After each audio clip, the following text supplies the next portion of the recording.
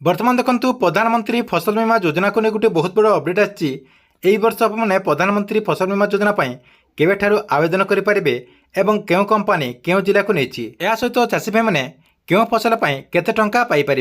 जहाँकि आपको भिडियो मध्यम पूरा डिटेल जनइबी से भिडियोटी को शेष पर्यंत देखूँ ता पूर्व भिडियो को गोटे लाइक कर दिंतु और जो मैंने चैनल को नुआ आसवे चैनल को सब्सक्राइब करके पाखर थिबा बेल आइकन को क्लिक करके ऑल नोटिफिकेशन ऑन कर दिंतु।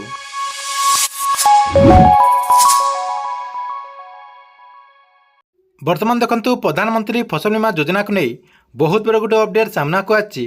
जहाँकि आपने एवं प्रधानमंत्री फसल बीमा योजना आवेदन करेंगे। या सहित क्यों कंपानी क्यों डिस्ट्रिक्ट को नहीं सहित चाषी भाई मैंने क्यों चाष एथर केते टंका पाइपर ये आपने स्क्रीन मध्यम देखिपारे ए नहीं नोटिफिकेशन आसी जाइए। देखो ये नोटिफिकेशन रे government of Odisha corporation department रही है सहित ये नोटिफिकेशन डेट रही ये देखो 7 जुलाई 2024 रही सहित ये आप सब्जेक्ट देखिपारे प्रधानमंत्री फसल बीमा योजना इम्प्लीमेशन ड्यूरिंग खरीफ ऋतु आपणकर 2024 जहाँकि यही नोटिफिकेशन रे प्रधानमंत्री फसल बीमा योजना आवेदन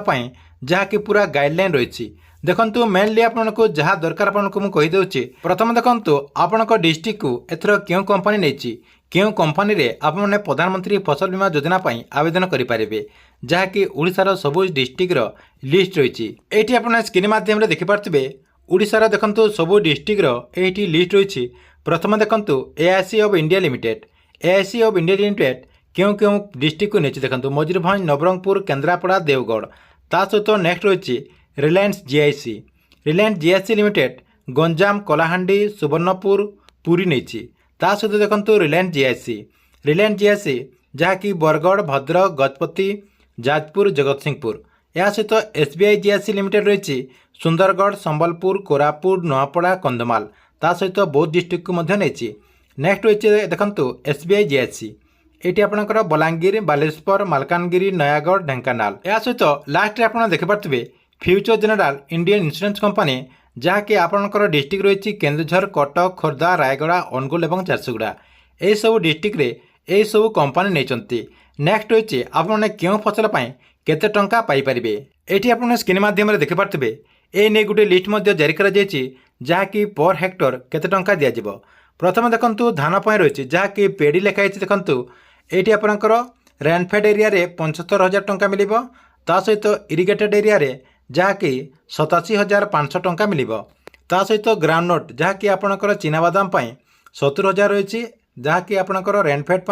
एवं इरिगेटेड 80,000 टंका रही कॉटन 80,000 रही आपंकर इरिगेटेड रही 92,500 ता सहित आपंकर जिंजर जहाँकि आपंकर अदा रही 2,50,000 टंका आपंकर दुईटा सेम रही। नेक्स्ट रही आपंकर टर्मिक आपंकर हल्दी रही 2,25,000 टंका आपंकर इरिगेटेड रही रेनफेड भी रही। तापर देखो आपंकर रेड ग्राम रही जहाँकि आपंकर मुग अरहर जो आपंकर हरड़ रही हरड़ा आपंकर रेनफेड रही 42,500 ता सहित इरिगेटेड रही 50,000 टंका। तापर आपंकर मका रही 62,500 रेनफेड एवं इरिगेटेड 92,500 टंका रही। तापर देखो रागी जहाँकि आपंकर मांडिया 32,500 टंका रही जहाँकि आपंकर रेनफेड एवं इरिगेटेड